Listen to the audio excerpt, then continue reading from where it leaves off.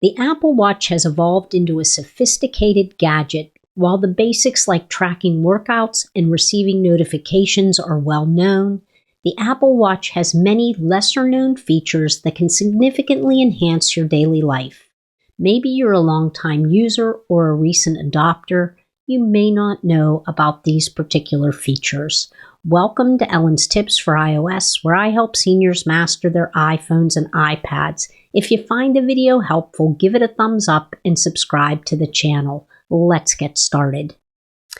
In watchOS 10, you needed to swipe down from the top of the screen where the red dot is located to access your notification.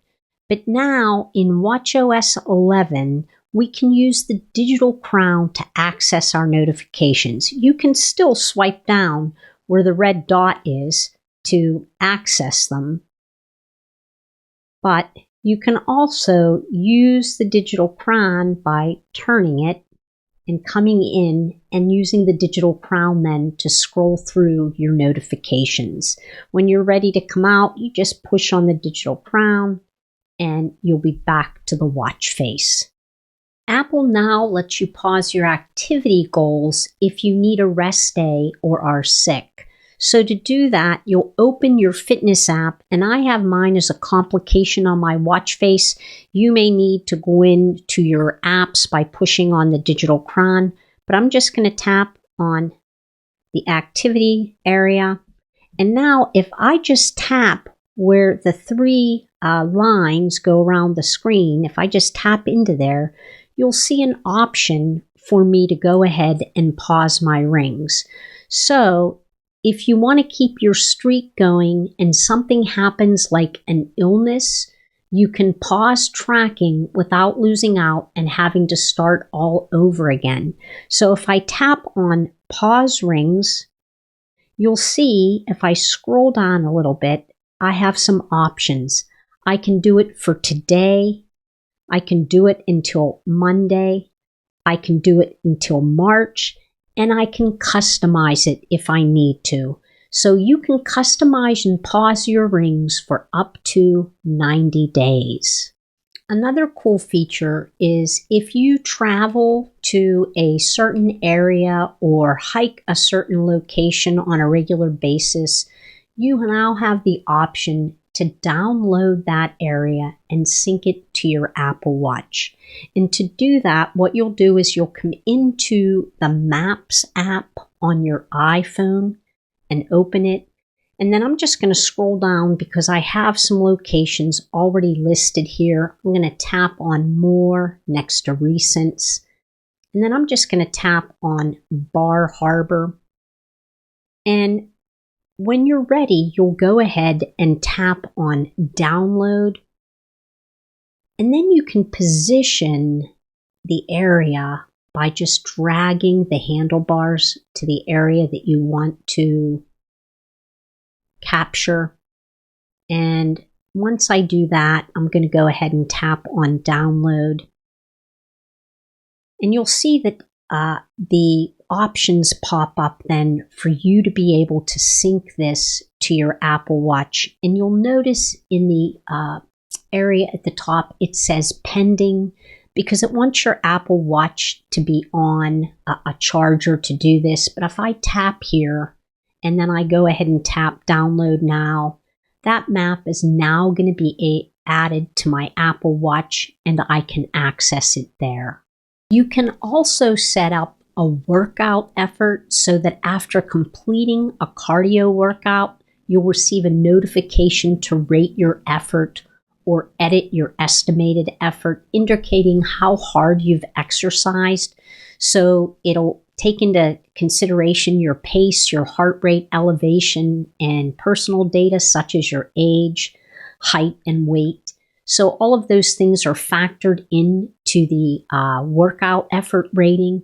And if you aren't receiving these prompts or want to turn them off or on, you just need to come in to the iPhone, to the Watch app. So let me search for Watch. Open the Watch app. And now we're going to scroll down until we see workout. Tap on that. Scroll down towards the bottom and you'll see this, let me make sure I'm in the right area, effort reminder. So you'll see this, and if you toggle this switch on and then you do a workout using your Apple Watch, what will happen is once you end the workout, you'll receive a prompt to rate your effort, whether it was easy to hard. And if you're getting that prompt and you no longer want to receive it, it's easy enough to come into the settings on the Watch app, come into effort reminder, and go ahead and just toggle that switch off. So you have the option to turn it off and on as you see fit. Another new feature is music recognition. Shazam now comes pre-installed in watchOS 11. And so you want to look for an app called Music Recognition. And what it allows you to do is identify songs playing in the environment, and you can access previously recognized songs which are synced across your iPhone. So to enable that or to use that, there's a couple of ways to do it. I'm going to come in to the apps area by pushing the digital crown. I'm going to locate an option called Music Recognition. I'll tap on that. And then if you open it for the first time, it's going to give you a brief introduction. But then once you do that, if you're playing a song on the radio or in your car and you want to recognize the name of the song, you just have to tap to recognize, and Shazam will do the rest of the work. You can also add music recognition to your smart stack. So to do that, if I swipe up from the bottom of the screen to come in, the smart stack is listed there at the top. If I push and hold on it and tap on the plus button, and if I scroll down through the apps until I come to music recognition, I can tap on that. And now that will be added to the Smart Stack for easy access.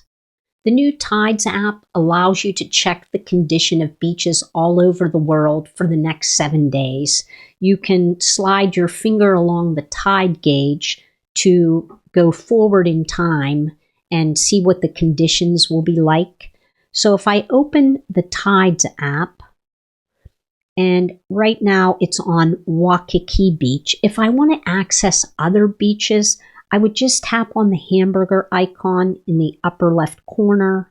And there's some other beaches listed here. And then you can tap on the plus sign and search for any beaches you're looking for.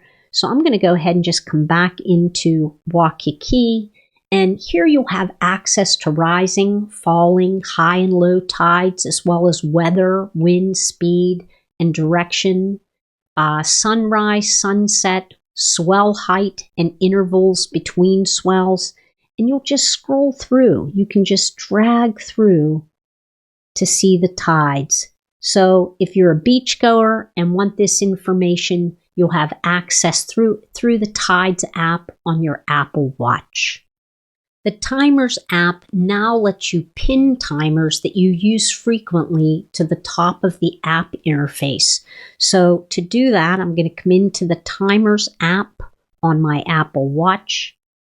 I'm going to scroll to the very bottom where it says Edit. I'll tap on Edit, and now you'll see the little yellow pin appear.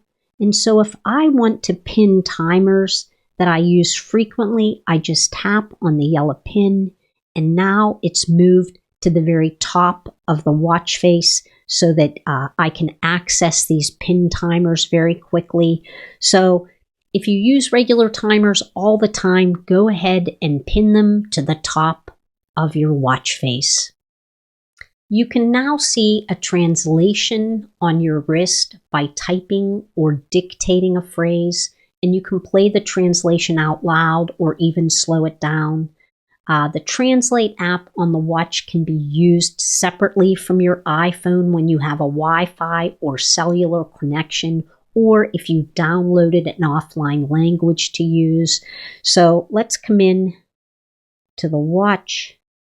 I'm going to push on the digital crown to get to apps. I'm already at the Translate app. I will tap on it, and then you'll see right now it's being translated from English to Spanish. I can tap on Spanish and change it to another language if I want to. And then all you would do would be to push on the microphone and either say whatever it is you need translated, or ask somebody else to speak it, and then it'll be translated for you. You can also have this widget automatically surface in your Smart Stack. So if you're traveling to a location where it's a different language, Apple has already allowed the Smart Stack to grab the Translate app and put it in there, making it easy for you to use. In watch settings, sounds, and haptics, you'll notice new options to choose the ringtone and text tone that your Apple Watch emits, as well as the ability to customize alerts for new mail and a few other things. So let me come in to the Watch app.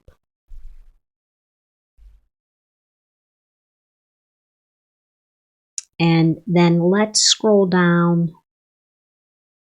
Oh, let's come back to the main settings area. Make sure that you're on My Watch. And then scroll down to where it says Sounds and Haptics. And here you'll see that you have the ability to change the tones or the alert sounds for different options. So you can see that you can do ringtone, text tone, new mail, calendar alerts, reminder alerts, and default alerts. So you can now customize these alert tones for what you want. watchOS 11 also brings live activities to the Apple Watch. So if you have an ongoing live activity on your iPhone, and as you can see on my iPhone at the very top of the dynamic island, you'll see that I have a live activity running. It will also appear at the top of your Smart Stack on your Apple Watch. So if I swipe up from the bottom to come in, you'll see that that live activity is being shown right at the top of the Smart Stack, allowing you to keep tabs on how the activity is progressing right on your wrist.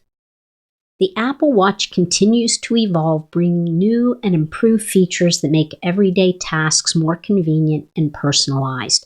From smarter notifications and fitness tracking to enhanced navigation and customization options, watchOS 11 introduces tools that can truly enhance your experience.